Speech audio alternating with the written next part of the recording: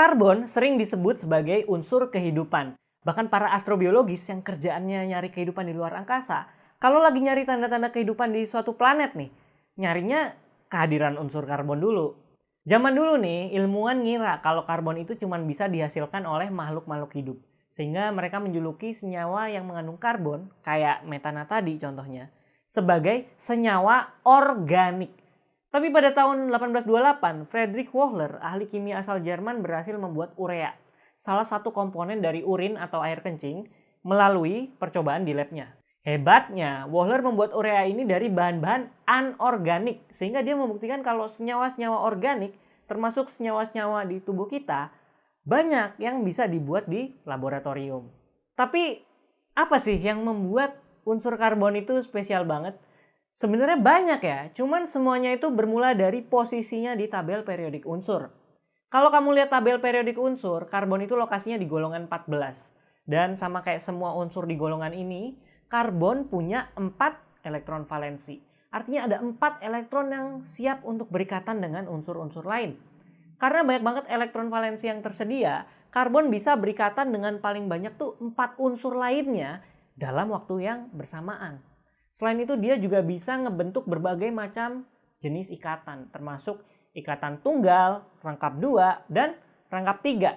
Hasilnya karbon bisa membentuk senyawa sederhana kayak metana tadi, dan juga bisa ngebentuk senyawa yang sangat kompleks, misalnya klorofil daun atau hemoglobin yang ada di darah kamu. Senyawa organik yang paling sederhana itu namanya hidrokarbon murni, atau senyawa yang hanya terdiri dari karbon dan hidrogen. Metana itu contoh hidrokarbon murni. Rumus kimianya CH4. Nah, dia juga contoh hidrokarbon murni yang paling simpel, yaitu hidrokarbon jenuh. Hidrokarbon jenuh itu terbentuk kalau semua atom karbon yang ada di dalamnya berikatan dengan 4 atom lainnya, baik itu atom hidrogen maupun atom karbon lainnya. Karena ada 4 ikatan, artinya semua ikatannya tunggal, gak ada yang rangkap 2 atau 3. Hidrokarbon jenuh ini lebih umum dikenal dengan sebutan alkana. Metana tadi, CH4, adalah alkana yang paling sederhana. Cuman ada 1 atom karbon yang dikelilingi atom-atom hidrogen. Dia ini komponen utama dari gas alam yang kegunaannya macam-macam. Misalnya bahan bakar untuk pembangkit listrik dan juga bahan dasar untuk berbagai macam proses industri. Kalau kamu tambahin atom karbonnya lagi, dan tentunya hidrogen-hidrogen untuk ngisi ikatan-ikatan tunggalnya, dia akan berubah jadi etana, C2H6, gas lain yang digunakan sebagai bahan dasar plastik. Tambahin 1 karbon lagi, kita dapat alkana berikutnya, yaitu propana, C3H8. Mungkin kamu pernah pakai tabung-tabung LPG untuk masak. Nah, itu isinya propana. Karena hidrogen cuma bisa berikatan dengan 1 atom lainnya, ketiga alkana tadi cuma punya 1 jenis struktur.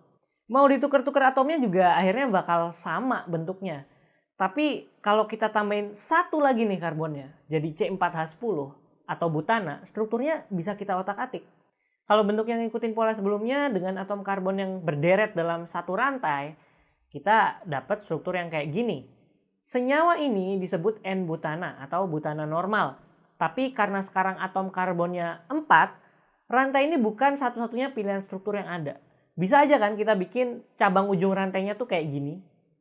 Kalau strukturnya kayak gini, senyawa ini dikasih nama isobutana atau ibutana. Di dalam 2 senyawa tersebut, jumlah karbon sama hidrogennya sama. Jadi rumus molekulnya juga sama, tetap C4H10. Tapi karena strukturnya berbeda, mereka punya sifat fisik dan kimiawi yang berbeda. Misalnya, N-butana itu baunya kayak bensin. Sedangkan isobutana tuh gak berbau. Nah, senyawa-senyawa yang punya rumus molekul yang sama tapi struktur yang berbeda disebut isomer. Untuk hidrokarbon kayak senyawa-senyawa alkana barusan, semakin banyak karbon di dalam molekul itu, semakin banyak isomernya. Karena semakin banyak cara untuk ngotak-ngatik strukturnya. Butana yang karbonnya ada 4, itu punya 2 isomer. Sedangkan pentana yang karbonnya 5, itu punya 3 isomer. Nah, di tabel ini kamu bisa lihat ya jumlah isomer yang bisa dibentuk dari alkana-alkana yang lebih kompleks. Intinya sih molekul-molekul dengan rumus molekul yang sama itu bisa punya struktur yang berbeda-beda. Dan karena strukturnya berbeda, sifat fisik dan kimiawinya juga berbeda. Yang pasti beda juga adalah penamaan setiap isomernya. Dari tadi mungkin denger banyak banget ya nama-nama hidrokarbon kayak metana, etana, propana, butana. Nah sebenarnya nama-nama ini nggak sembarangan ngasihnya. Mirip kayak senyawa-senyawa lain di kimia, hidrokarbon juga punya pola penamaan yang khusus. Penamaan ini bisa dibagi jadi 3 bagian umum, yaitu prefiks atau awalan, sufiks atau akhiran, dan angka yang menunjukkan urutan karbon di rantai utamanya.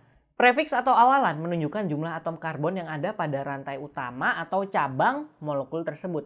Dari alkana-alkana yang udah disebutin tadi, kalau ada met di awal suatu nama hidrokarbon, artinya kalau nggak rantai utamanya yang punya satu atom karbon, ya salah satu cabangnya yang terdiri dari satu atom karbon. Untuk contoh yang lainnya mirip. Et itu untuk 2 atom karbon, prop itu untuk 3 atom karbon, dan but itu untuk 4 atom karbon. Untuk sisanya itu kita ngambil dari geometri. Harus ingat-ingat ya bahasa Inggrisnya. Misalnya alkana yang punya 5 atom karbon, itu pentana. Awalannya pen dari pentagon atau segi 5. Kalau 6 heksana, awalannya dari heksagon atau segi 6. Dan seterusnya ya. Nah, untuk sufiks atau akhiran itu sedikit lebih rumit, tapi kita mulai dari yang paling mudah ya. Nama untuk rantai utama dari suatu hidrokarbon, yaitu ana, ena, dan una. Dari tadi kita baru ngomongin hidrokarbon jenuh yang ikatan-ikatan di dalamnya cuma ada ikatan tunggal. Kalau untuk hidrokarbon jenuh itu akhirannya dikasih ana. Contohnya metana, etana, propana, dan butana kayak tadi. Nah kalau ada ikatan rangkap duanya kita kasih akhiran ena. Bukan karena dia ini rasanya enak ya, tapi karena dia itu udah bukan hidrokarbon jenuh lagi. Bukan lagi alkana tapi udah jadi alkena. Contohnya etena, propena, butena, dan pentena. Terus kalau ada ikatan rangkap 3, molekul itu punya akhiran una karena termasuk golongan alkuna. Etuna, propuna, butuna, pentuna, dan seterusnya. Jadi pokoknya urutannya ana, ena, una. Ikatan tunggal, rangkap 2, rangkap 3. Ana, ena, una. Nah itu rantai utamanya. Sekarang ke bagian selanjutnya yaitu nama-nama cabangnya. Tapi sebelum namain cabang-cabangnya ya kita harus tahu dulu kan. Mana yang cabang, mana yang rantai utama. Kalau untuk alkana, rantai utamanya itu rantai yang paling panjang pada struktur molekul itu. Coba lihat alkana berikut ini. Mungkin kelihatannya kayak ada 2 rantai karbon yang bersilangan gitu ya. Satu panjangnya 5 karbon, satu lagi panjangnya 4 karbon. Tapi kalau kita lihat dengan baik, sebenarnya rantai paling panjang itu ya 6 karbon. Jadi dia itu sebuah heksana. Terus ada 2 cabang yang masing-masing terdiri dari 1 atom karbon. Selain rantai utamanya, cabang-cabangnya juga dikasih nama. Kalau awalannya sama ya kayak tadi. Met, et, prop, but, dan seterusnya. Nah kalau cabangnya hanya terdiri dari atom karbon dan hidrogen, dia itu disebut gugus alkil. Sehingga akhirannya dikasih kata il. Jadi cabang dengan 1 atom karbon itu metil. 2 karbon itu etil, 3 karbon propil, terus butil, pentil, dan seterusnya. Gampang ya? Tapi itu belum cukup. Masih ingat kan selain awalan sama akhiran, di dalam penamaan hidrokarbon juga ada angka yang nunjukin urutan karbonnya. Nah angka ini gunanya untuk nunjukin suatu cabang itu nempelnya ke karbon yang mana di rantai utama hidrokarbon tersebut. Nah nomorin karbon-karbon di rantai utamanya itu nggak bisa sembarangan ya. Nggak bisa semau-mau kita. Wih. Karbon yang ini lucu nih. Kasih nomor 1 deh. Yang ini kelihatan smart. Kasih nomor 2. Nggak bisa gitu. Nomornya itu harus dari ujung ke ujung. Terus arahnya harus dibuat biar cabang-cabangnya dapat angka yang sekecil mungkin. Misalnya untuk heptana yang punya 1 cabang metil ini. Kalau penomorannya salah, kayak gini, cabangnya ada di atom nomor 5. Tapi kalau penomorannya benar, kayak gini cabangnya. Ada di atom karbon nomor 3 ya. Karena yang harus diutamakan itu nomor yang kecil, jadi nama molekulnya itu 3 metil heptana. Tapi gimana kalau ada lebih dari 1 cabang? Misalnya di molekul tadi kita tambahin cabang metil lagi di karbon kedua.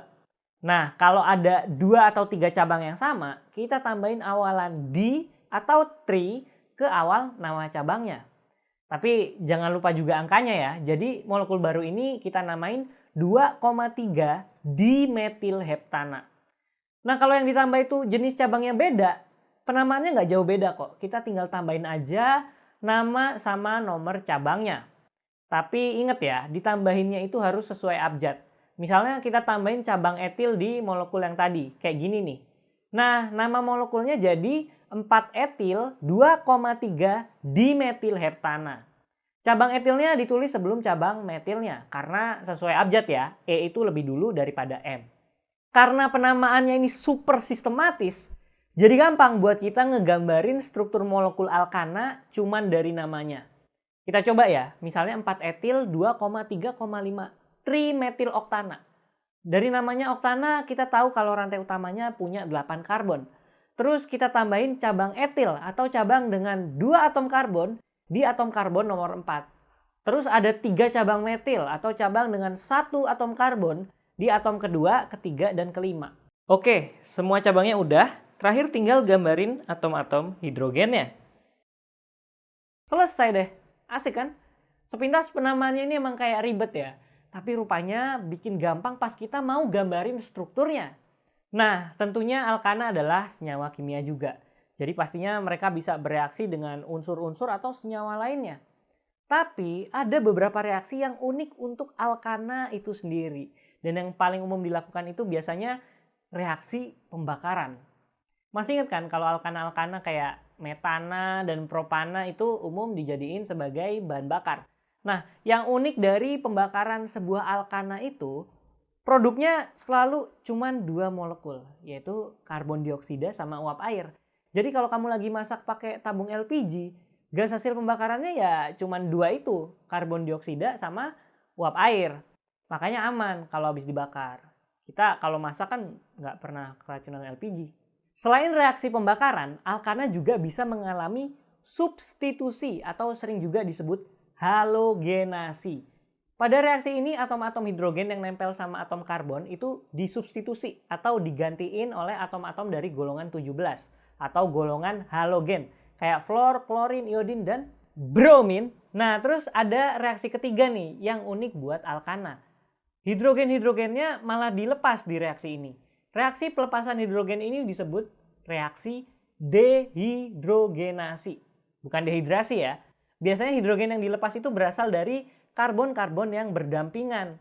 Jadi setelah melepas hidrogen-hidrogen itu, karbon-karbonnya membentuk ikatan rangkap 2 atau bahkan rangkap 3, tergantung jumlah hidrogen yang dilepas. Kalau udah ada ikatan rangkap 2 atau rangkap 3, alkananya berubah jadi alkena atau alkuna. Dan itu yang akan jadi pembahasan kita di video selanjutnya.